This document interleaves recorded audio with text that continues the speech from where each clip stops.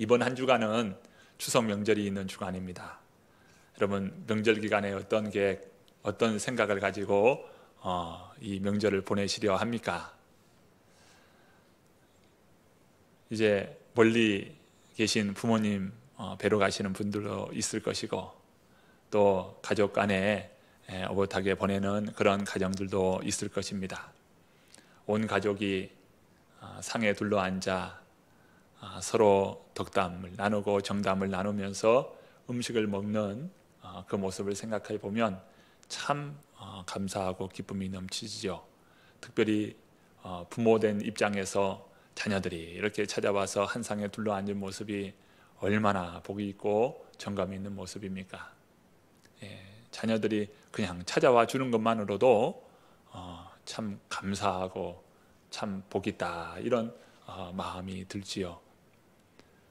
이번 추석 명절에 온 가족이 둘러 모여 앉아 정담도 나누고 덕담도 나누지만 우리는 무엇보다 하나님께 예배할 수 있기를 바랍니다. 영적인 분위기, 영적인 집안의 분위기를 우리 부모님들이, 또 먼저 믿는 신앙인이 가정의 영적 분위기를 세워나갈 수 있으면 좋겠다라는 마음을 가져봅니다. 이번 추석 명절에 어떻게 예배할 수 있을까, 어떻게 하면 예배를 도울까, 저도 생각을 하는 중에 우리 매일 말씀 묵상을 하잖아요. 그래서 말씀 묵상 녹화를 다 했어요. 한 주간 이렇게 해서 이제 다음 주에 할 녹화를 다 하고 그것을 이제 작업을 다 했는데, 이렇게 기도하면서 보니까 하나님이 그런 마음을 주셔요. 요즘에 참 영상으로 예배하는 것이 우리 모든 성도님들이 다 이제 편하게 됐어요. 그래서 영상으로 예배할 수 있도록 도와드리면 좋겠다, 그런 마음이 들어요. 그래서 다시 녹음을 다시 했습니다. 녹화를 다시 했어요. 다시 해서 추석에 온 가족이 한 자리에 모여서 예배할 수 있도록 그렇게 도와야 되겠다 해서 영상을 다시 녹화를 했습니다. 그래서 불필요한 부분들은 조금 생략을 하고요, 핵심되는 부분으로만 영상 녹화를 했습니다. 그래서 가정에 모이셔서 이제 영상을 통해서 예배하시면 되겠어요. 온 가족이 함께 예배할 수 있으면 가장 좋겠지만 또 그러지 못한 가정들이 있거든요. 그럴 경우에는 이런 영상을 앞에다 두고 예배를 하시고요. 그리고 예배가 끝난 후에는 가족의 이름을 불러가면서 기도하시면 좋겠어요. 자녀들의 이름을 부르면서 기도하고 또 부모님의 이름을 부르면서 기도하면서 그 가정을, 그분을 축복하시고 예배의 자리에서 그렇게 하시고, 그리고 난 이후에 우리가 복음 전할 수 있는 기회가 많지 않잖아요. 많은 것 같아도 사실 가족 간에도 복음 전할 수 있는 기회가 많지 않아요. 여호수아는 그런 이야기를 했죠. 나와 내 집은 오직 여호와만을 섬기겠다. 자신의 이 고별 설교에서 자신의 이야기를 합니다. 여러분, 그런 고백을 좀 가족들에게 할 수 있으면 좋겠어요. 저의 많은 소원 다 제쳐두고라도 가장 첫 번째는 우리 가정이 신앙의 가정이 되었으면 좋겠다. 정말 오늘 우리가 간절함으로 복음을 전할 수 있는 그런 기회가 명절이 아닌가라는 생각을 갖습니다. 이 명절 기간에 온 가족의 이름을 불러가면서 기도하시고, 그리고 그 가족에게 정말 복음을 전할 수 있는 좋은 기회가 되었으면 좋겠습니다. 우리가 먼저 믿는 이런 사람으로서 우리가 복음을 전해야 하는데, 특별히 우리 자녀예요. 자녀에게 정말 물려줘야 할 것이 있다면 신앙입니다. 최고의 좋은 선물이죠. 유대인들은 이 자녀 교육에 있어서는 아주 철저합니다. 아주 신앙에 대해서는 아주 철저한 자녀 교육, 자녀 신앙을 중심으로 하고 있어요. 특별히 성경의 말씀들이요, 이 자녀 교육에 대해서 얼마나 강조하고, 어떻게 보면 이 성경이 자녀에게 주는 하나의 신앙 교훈집과 같은 그런 역할을 합니다. 그만큼 이 성경의 포커싱이 이 자녀에게 있어요. 모든 절기가 자녀에게 포커싱이 맞춰져 있어요. 예수님도 6월절에 부모님과 함께 예루살렘 성전을 찾잖아요. 모든 절기는 자녀예요. 특별히 6월절을 보시면 출애굽기 12장에 보면 자녀가 부모님에게 묻게 되어 있어요. 아버지, 부모님, 왜 우리가 이런 절기를 지켜야 하나요? 라고 하면서 질문을 합니다. 그러면 질문에 답하는 형식으로 되어 있어요. 우리가 한때는 다른 나라의 종이 되었던 그런 사람들이었지. 그런데 하나님의 전능하신 능력으로 말미암아 우리가 구원을 받게 되었단다 라고 하면서 이 6월절의 가장 중요한 핵심 내용을 자녀에게 가르쳐 주도록 되어 있습니다.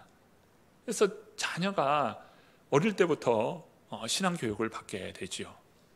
특별히 신명기 6장은 쉐마의 말씀인데, 들으라 이스라엘아 라고 하는 이 쉐마인데요, 우리 하나님 여호와는 오직 유일한 여호와이시니 너는 마음을 다하고 성품을 다하고 뜻을 다하여 주 너의 하나님을 사랑하라. 너는 이것을 너의 자녀에게 가르치되 앉아있을 때든지 누워있을 때든지 집에서 들어갈 때든지 나올 때든지 너희의 손목에 너희의 이마에 기호를 삼고 그것을 표식을 하면서 이 말씀을 강론하라고 말씀하고 있어요. 아주 자녀 교육을 아주 철저히 하라는 거예요. 철저히 하라. 특별히 신명기 말씀들은 자녀들이 암송하도록 했어요.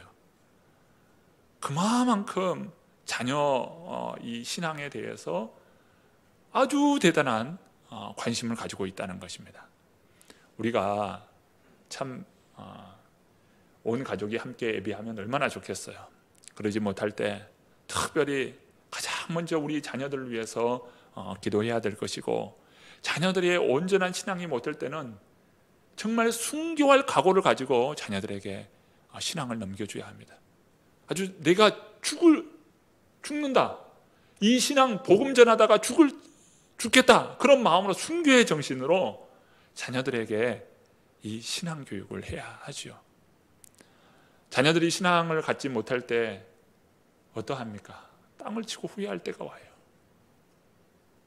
자녀들의 온전한 신앙을 위해서 우리가 기도하고 축복하고 또 그들에게 복음을 전하고, 아빠의 소원은, 엄마의 소원은 네가 정말 신앙의 사람이 되는 거다라는 것을 꼭 심어 주어서 정말 신앙의 계대를 잘 이어갈 수 있는 복 있는 가정 가문 다 되시기를 축복합니다.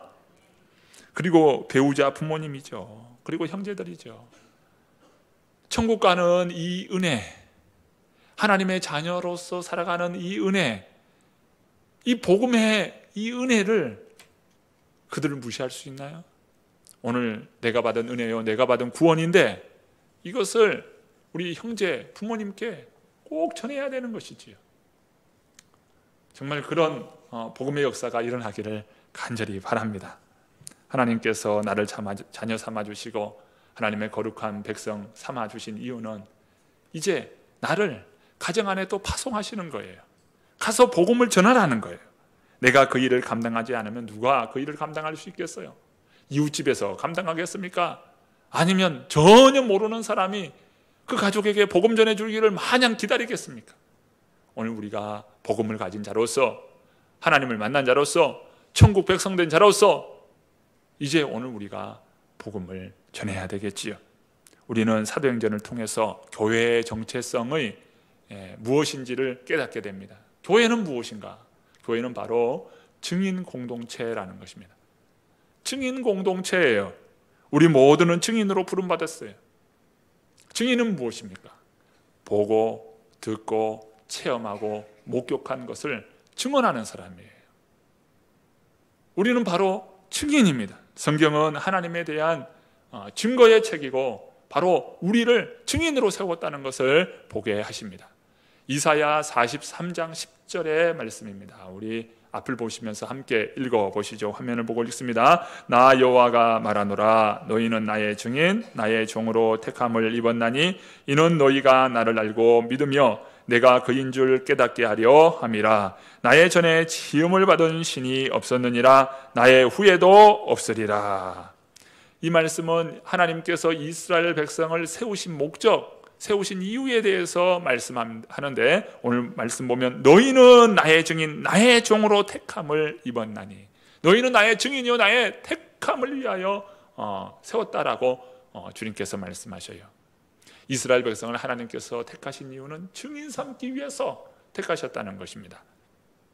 하나님께서 일찍이 이스라엘 백성들을 세우시고 그 백성들을 거룩한 나라 백성으로 하나님께서 세우셔요.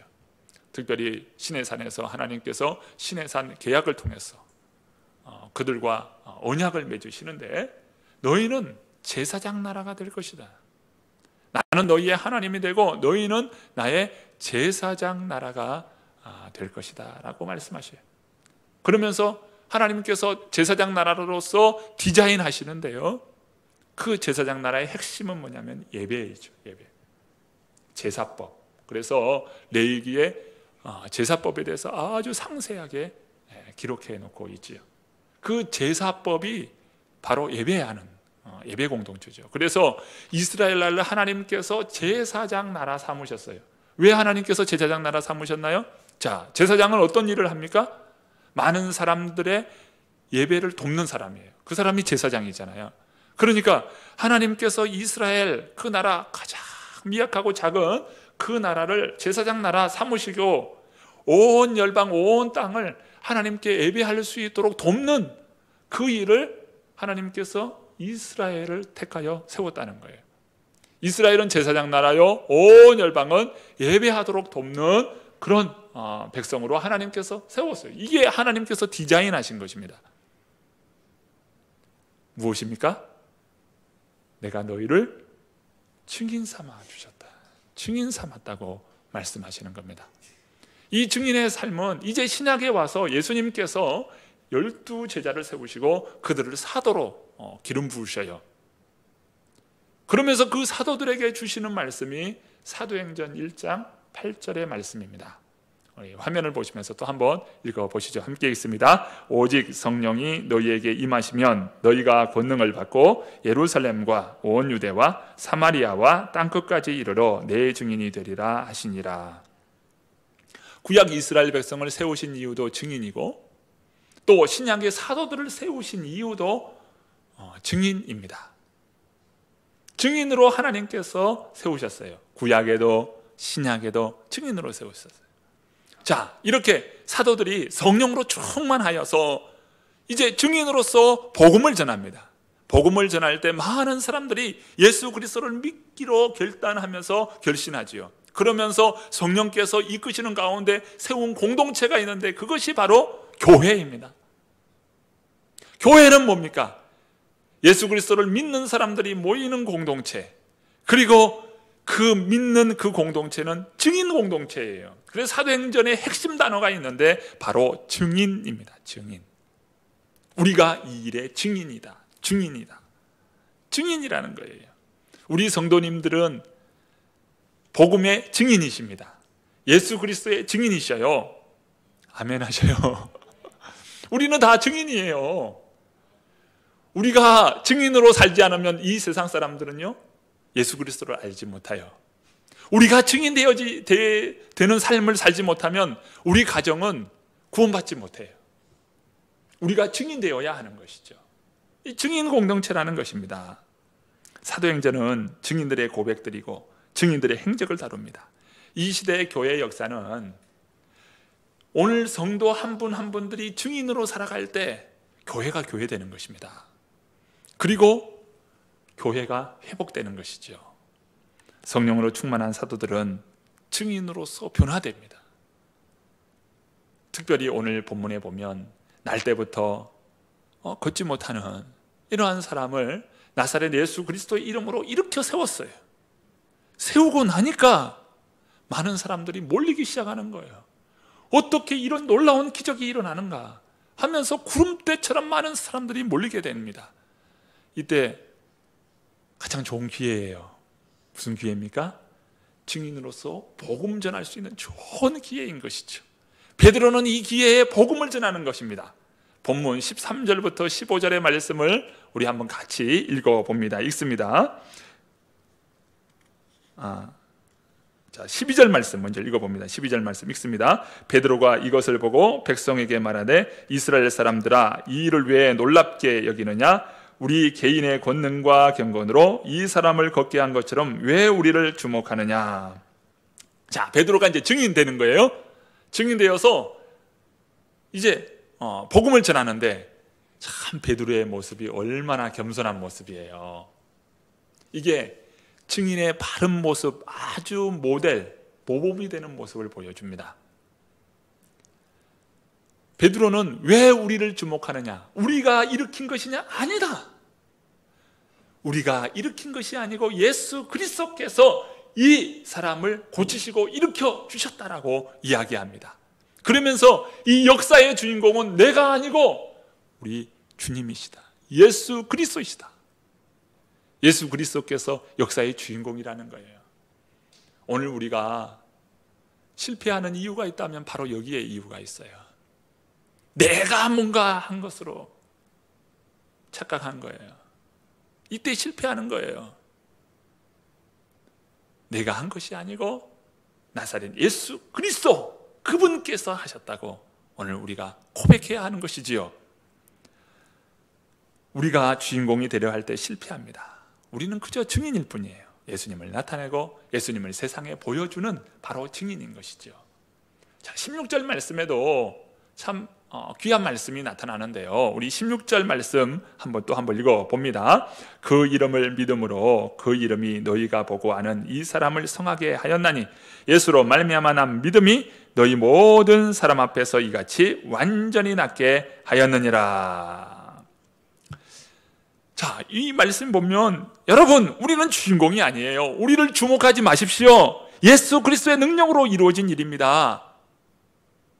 여러분, 교회가 주목되는 것도 이것도 아니에요. 여러분, 성령의 기적의 역사, 은혜의 역사, 놀라운 이런 기적의 역사들이 일어날 때 이때 조심해야 되는 것이죠. 이런 기적의 역사가 일어날 때 철저히 누구만 드러나야 합니까? 예수 그리스도만 드러나야 하는 것이죠. 오늘 우리가 기적의 주인공이 되었습니까? 그러면 예수 그리스도만 나타나야 돼요. 우리는 도구요, 통로이죠. 오늘 베드로와 요한, 그리고 특별히 이 베드로는 우리는 도구일 뿐이라는 거예요. 우리를 주목하지 말라는 것입니다. 오늘 말씀 잘 한번 보세요. 그 이름을 믿음으로 그 이름이 너희가 보고 아는 이 사람을 성하게 하였나니 예수로 말미암아 난 믿음이 너희 모든 사람 앞에서 이같이 완전히 낫게 하였느니라. 철저히 예수 그리스도예요. 예수 그리스도를 믿는 그 믿음이 한 것이지 우리가 한 것이 아니다. 이렇게 이야기하는 것이죠. 이것이 바로 증인의 모습입니다. 베드로는 이렇게 모여든 사람들에게 복음을 증거하는데, 자, 13절부터 15절 말씀 읽어봅니다.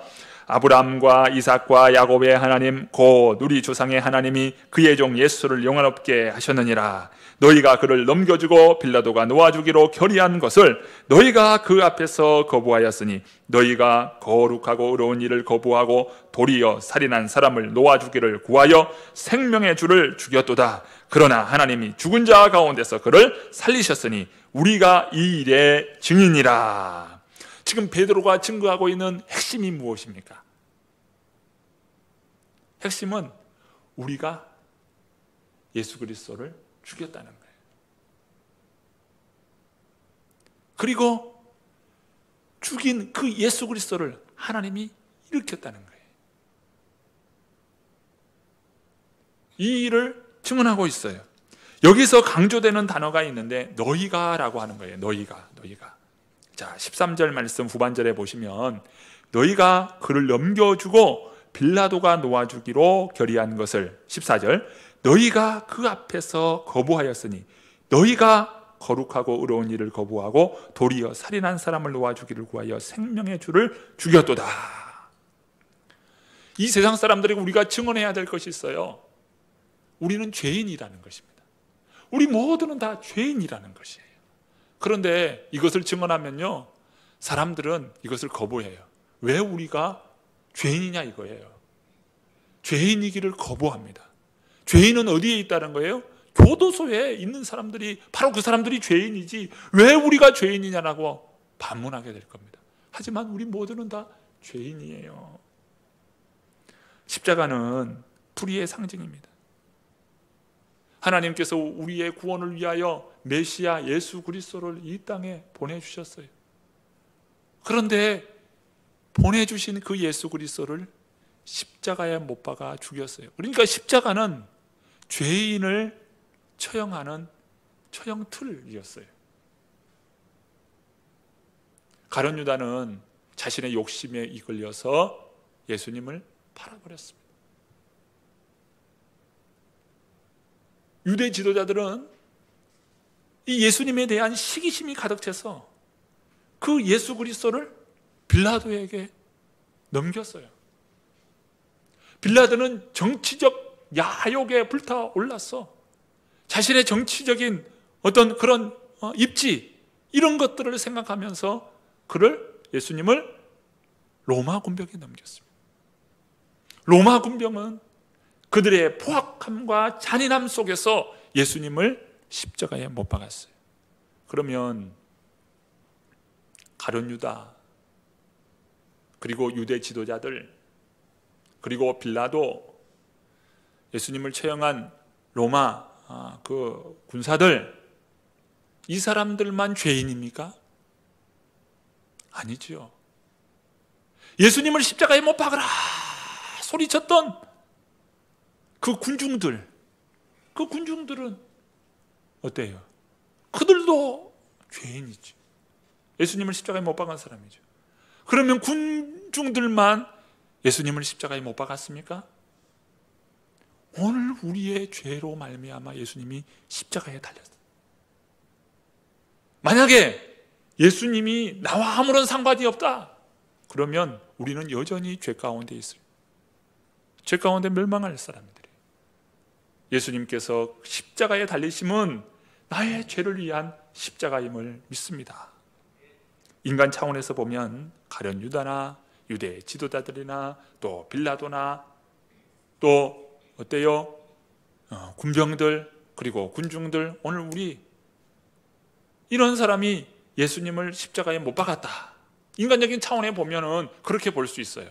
그런데 하나님 차원에서, 하나님 입장에서 이 십자가를 바라볼 때 하나님께서는 예수 그리스도를 이 땅에 메시아로서, 구원자로서 보내주셨어요.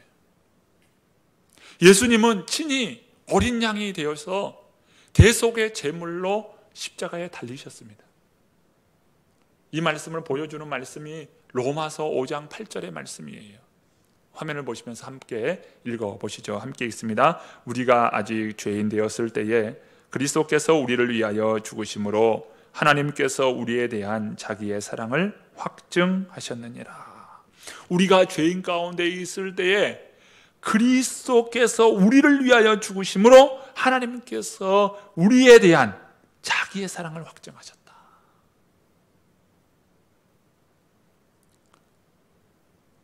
하나님께서 우리의 구원을 위하여 예수 그리스도를 이 땅에 보내주시고 그분이 십자가에 달리시기까지 오늘 우리를 사랑하심에 대한 그 증표로서 십자가를 우리에게 주셨습니다. 찬송가에 보면 거기 너 있었는가 그때에 라고 하는 이 찬송이 있지요. 거기 너 있었는가 그때에, 이것은 질문입니다. 주가 그 십자가에 달릴 때 때로 그 일로 나는 떨려 거기 너 있었는가 그때에, 질문이지요. 이 질문에 여러분은 어떻게 답하시겠습니까? 어떻게 답해야 하나요? 예, 그렇습니다. 주님, 십자가에 주님께서 달리실 때 제가 그 자리에 있었습니다. 때로는 가룟 유다로, 때로는 유대 지도자들로, 빌라도, 또 로마 그 군병으로 그 군중 가운데 한 사람으로 제가 거기에 있었습니다. 예수님을 십자가에 못 박으라, 십자가에 못 박으라. 이렇게 외쳤던 사람이 다른 사람이 아니라 바로 내가 예수님을 십자가에 못 박았습니다. 예, 주님, 제가 그 자리에 있었습니다. 이어지는 하나님의 말씀입니다. 19절 말씀이죠. 함께 읽어봅니다. 그러므로 너희가 회개하고 돌이켜 너희 죄 없이 함을 받으라. 이같이 하면 새롭게 되는 날이 주 앞으로부터 이를 것이요. 주님께서 말씀합니다. 너희는 회개하라, 회개하라. 주님께로 돌아오라. 그리하면 멸망의 자리에서 축복의 자리, 생명의 자리로 옮겨질 것이라는 거예요. 하나님은 예수 그리스도를 죽은 자 가운데에서 부활의 자리로 일으켜 세우셨습니다. 그리고 그 예수님은 저와 여러분의 죄를 위하여 모든 그 피와 물을 다 쏟으시면서 십자가의 고통을 다 짊어지셨어요. 주님께는 지금 말씀하시기를 너희는 내게로, 주님께로 돌아오라. 그러면 사망에서 생명으로 옮겨지게 될 것이라는 것이죠. 요한복음 5장 24절의 말씀입니다. 내가 진실로 진실로 너희에게 이르노니 내 말을 듣고 또 나 보내신 이를 믿는 자는 영생을 얻었고 심판에 이르지 아니하나니 사망에서 생명으로 옮겼느니라. 이것이 복음이에요. 왜 우리에게 회개를 요청하실까요? 오늘 우리가 구원의 사람, 축복의 사람 되기 위해서 회개의 자리로 주님께서 요청하시는 것이지요. 이 일을 베드로는 특별히 신명기의 말씀을 인용하면서 이 구원의 역사성을 드러냅니다. 본문 22절과 23절의 말씀인데요, 우리 같이 한번 읽어봅니다. 22절, 23절 읽습니다. 모세가 말하되 주 하나님이 너희를 위하여 너희 형제 가운데서 나 같은 선지자 하나를 세울 것이니 너희가 무엇이든지 그의 모든 말을 들을 것이라. 누구든지 그 선지자의 말을 듣지 아니하는 자는 백성 중에서 멸망받으리라 하였고, 모세를 통하여 주시는 말씀 가운데 나와 같은 선지자 하나를 세울 것이다 라고 말씀합니다. 나와 같은 선지자 하나, 누굴까요? 바로 예수 그리스도시죠. 그러면서 이야기하기를 너희는 모든 말씀을 들으라는 거예요. 그의 모든 말씀을 들으라는 거예요. 만일 그의 말을 듣지 않는 사람은 백성 가운데서 멸망할 것이다. 이 본문에서 중요한 단어가 바로 멸망이라고 하는 단어예요. 예수 그리스도를 믿지 않고 예수 그리스도께서 주시는 말씀을 듣지 않는 자는 멸망받을 것이라는 겁니다. 이 땅은요, 멸망받아야 할 그런 세대 속에 있었어요. 예수 그리스도께서 이 땅에 임하심으로 바로 그 멸망의 자리에서, 사망의 자리에서 생명의 자리로 옮겼어요. 예수님께서 그런 말씀을 하시죠. 나를 믿지 않는 사람은 이미 심판을 받은 것이라. 그런데 오늘 조금 전에 읽었던 요한복음 5장 24절의 말씀을 보면 내 말을 듣고 또 나 보내신 이를 믿는 자는 영생을 얻었고 심판에 이르지 아니하나니 사망에서 생명으로 옮겼느니라. 이 사망에서 생명으로 옮겼다, 심판을 받지 않는다, 이 표현들이요 다 현재형으로 되어 있어요.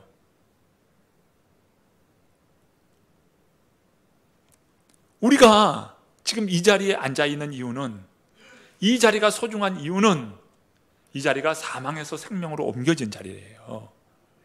이 예배의 자리가 사망에서 생명으로 옮겨지는 자리입니다. 예배가 그렇게 소중하고 중요한 거예요. 가정에서도 우리가 예배할 수 있지만 특별히 성전에 나와서 이렇게 하나님께 예배하면서 참으로 주님께 영광 돌릴 수 있는 것은 얼마나 큰 정말 행운이고 귀하고 축복인지 모르겠어요.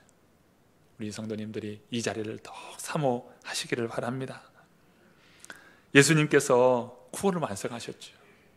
자신의 몸을 다 찢으시면서 구원의 길, 은혜의 길을 여시고 우리 주님께서 부활하심으로 영원한 생명의 길을 다 열어주셨어요. 그래서 예수님께서 구원을 완성하셨어요. 무슨 말입니까? 멸망받아야 할 처지 가운데 이 세상에 생명에게 구원의 길을 열어주셨어요. 그러면서 주님께서 말씀하시면 나로 말미암지 않고는 아버지께로 올 자가 없느니라. 예수님을 믿음으로 말미암아 다 새롭고 산 길, 생명의 길이 열리게 된 것이죠. 예수님은 바로 구원의 길을 열어주셨어요. 하나님은 예수 그리스도를 통하여서 이 땅이 다 구원받기를 다 원하고 계셔요. 온 세대가 멸망의 자리에서 생명의 자리가 될 수 있기를 간절히 바랍니다. 성령 받은 사도들이 증인의 사명을 다할 때 성령께서 역사하셨죠. 그 많은 사람들이 정말 베드로의 그 증언, 그 말을 들음으로 인해서 그들이 예수 믿기로 결단하는 거예요. 그 결과가 사도행전 4장 4절에 나타납니다. 제가 한번 읽어봅니다. 말씀을 들은 사람 중에 믿는 자가 많으니 남자의 수가 약 5천이나 되었더라. 이것은 순수한 복음의 결과이지요. 베드로는 어떤 미사옥구나 다른 어떤 이야기를 하지 않았어요. 아주 순수한 복음을 전했어요. 저는 그렇게 생각합니다. 특별히 설교의 자리가 정말 순수한 말씀의 자리, 순수한 복음 있는 대로 자리, 저는 그게 사명이라고 저는 생각해요. 특별히 이 설교 단상에서 이 말씀을 벗어난 어떤 것을 가급적이면 안 하도록 최선을 다하고 있어요. 말씀 있는 대로 그대로 선포하면 말씀 자체가 능력 있고 권능 있고 그 하나님의 말씀으로 천지 모든 만물을 창조하신 그 말씀인데 그 말씀의 역사, 말씀의 역동성, 말씀의 생명력이 있으므로 각 받는 그 우리 성도님들의 그 심령을 그 말씀이 쪼개고 다듬고 회복시켜서 정말 말씀의 역사 가운데 생명의 역사가 일어날 것이다. 저는 확신합니다. 베드로는 순수한 복음의 말씀을 증거한 거예요. 여러분, 나에 대하여 주목하지 마십시오. 역사의 주인공은 예수 그리스도십니다. 우리 주님께서 하셨습니다. 여러분, 예수 그리스도를 바로 그 구원자 되신 예수 그리스도를 죽인 자가 누굽니까? 바로 우리가 그 예수 그리스도를 죽였습니다. 이제 그 예수 그리스도 죽인 그 예수 그리스도 그분께 우리가 회개하고 돌이키십시다. 이렇게 전할 때 그들이 예수 그리스도를 믿고 돌아오게 되는 것이지요. 바로 이 증언이 교회를 세웠고요. 이 증언대로 교회는 회복됩니다. 여러분, 우리는 다 증인이에요. 증인 공동체로 우리 새로남교회에 모여 있는 것입니다. 추석 명절 우리 각자 한 사람 한 사람이 다 증인되어서 정말 복 있는 추석 명절 되시기를 바라고 한 주간도 증인의 삶을 살아가는 저와 여러분 되기를 축복합니다.